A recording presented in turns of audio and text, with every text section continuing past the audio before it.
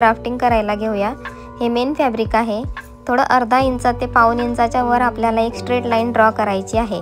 ही straight line draw करायची म्हणजे जे मेन फॅब्रिक आहे आपलं अस्तरचं ते जर का अनइवन असेल तर ती खालीवर आपली ड्राफ्टिंग चुकणार नाही यासाठी असते। आता आपण 16 इंचावर 2 मार्किंग करत आहोत। 14.5 प्लस 1.5 इंच 16 इंचावर 2 मार्किंग करून झाल्यावर इथे स्ट्रेट लाईन ड्रॉ करणार आहोत। ही स्ट्रेट लाईन आपली शोल्डरची असेल। या स्ट्रेट लाईनवर आपल्याला शोल्डर टाकायचा आहे 5.5 इंच।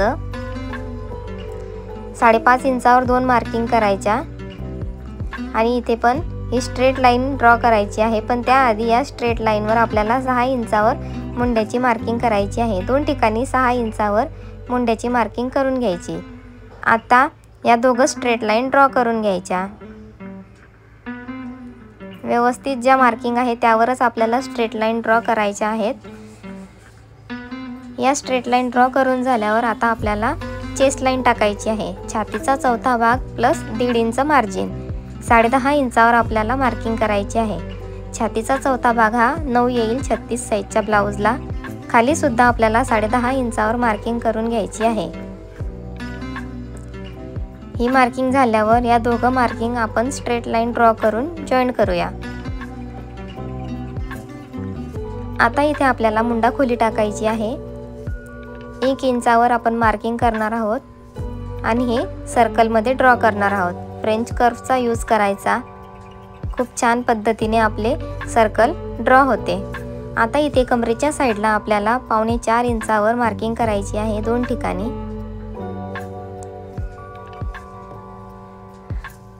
ब्लाउजची उंची जास्त असल्यामुळे इथे आपल्याला 5.5 इंचावर मार्किंग करायची आहे। व्यवस्थित 5.5 इंचावर मार्किंग करून घ्यायची आणि ही स्ट्रेट लाईन इथे आपण ड्रॉ करायची। स्ट्रेट लाईन ड्रॉ करून झाल्यानंतर त्या स्ट्रेट लाईनवर अर्धा इंच डाऊन जायचं आणि एक मार्किंग करून घ्यायची। आता इथे आपला 2 इंचाचा टक्स मायनस होणार आहे तर 2 इंचावर मार्किंग करायची। तीच 2 इंचाची मार्किंग आपल्याला बाहेर काढायची आहे। इथे पण 2 इंचावर मार्किंग करायची आणि या साईडला सुद्धा अर्धा इंच मध्ये मायनस होईल त्यासाठी अर्धा इंच आपल्याला बाहेर मार्किंग करायची आहे 10.5च्या। आता ही क्रॉस लाईन आपल्याला ड्रॉ करून घ्यायची आहे 2 आणि वरचा अर्धा इंच अशी ही क्रॉस लाईन आपण इथे ड्रॉ करून घेत आहोत। आता फ्रेंच कर्व घ्यायचा आणि प्रिन्सेस कट कटोरीचा आकार द्यायचा।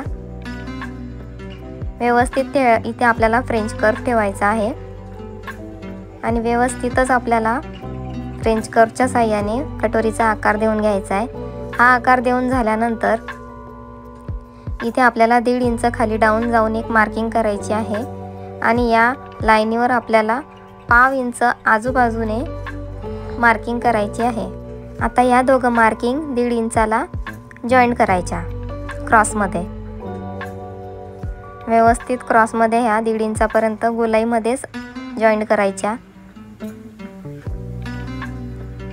आता इथे खाली जो 2 इंचाचा टक्स मायनस केला आहे त्याची वर सुद्धा 1-2 इंचावर मार्किंग करायची आणि इथे 1.25-2 इंचावर आपल्याला एक मार्किंग करून घ्यायची आहे स्ट्रेट।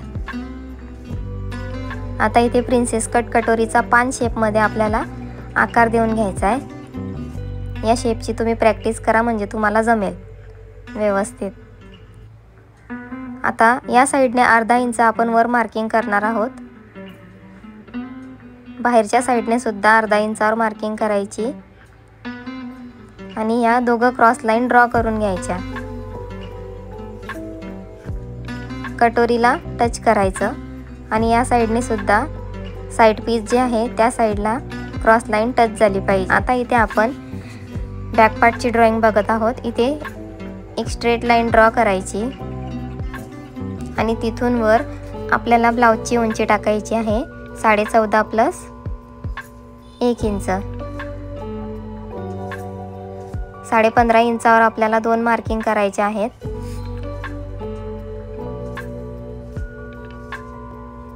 बघू शकता तुम्ही किती व्यवस्थित आपण इथे मार्किंग करून घेत आहोत, त्यामुळे आपली ड्राफ्टिंग चुकत नाही।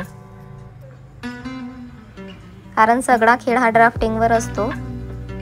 आता या स्ट्रेट लाईनवर आपल्याला 5.5 इंचावर मार्किंग करायची आहे 2 ठिकाणी।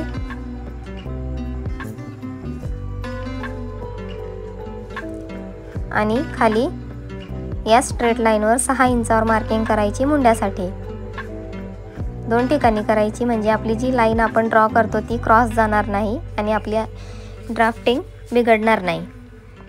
आता या दोघं स्ट्रेट लाईनी ड्रॉ करून घ्यायच्या।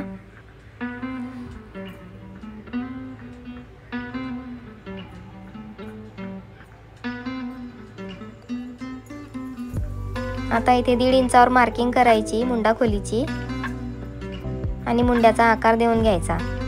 या लाईनवर सुद्धा मध्य काढायचा लाईनीचा आणि इथे गोलाकार मुंड्याचा आकार देऊन घ्यायचा।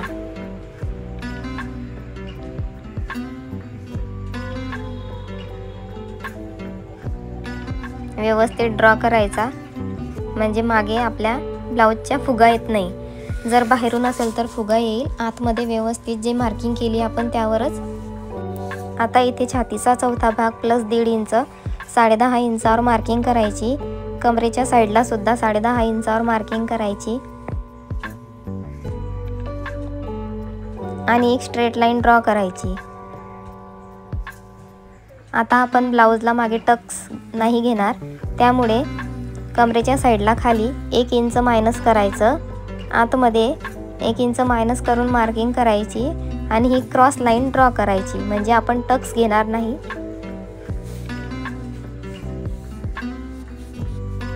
आता आपण कटिंग करून घेत आहोत फ्रंट पार्टची। जी मार्किंग केलेली आहे व्यवस्थित त्याच मार्किंग्सवर तुम्हाला कट करून घ्यायचं आहे।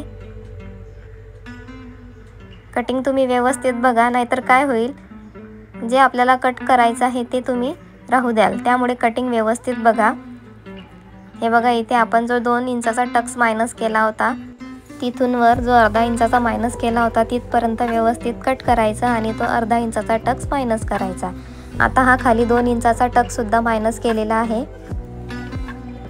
फ्रंट पार्ट रेडी आहे। आता बॅक पार्टची कटिंग करूया। ही सुद्धा मार्किंग वरच कट करायची आहे। मुंडा व्यवस्थित कट करायचा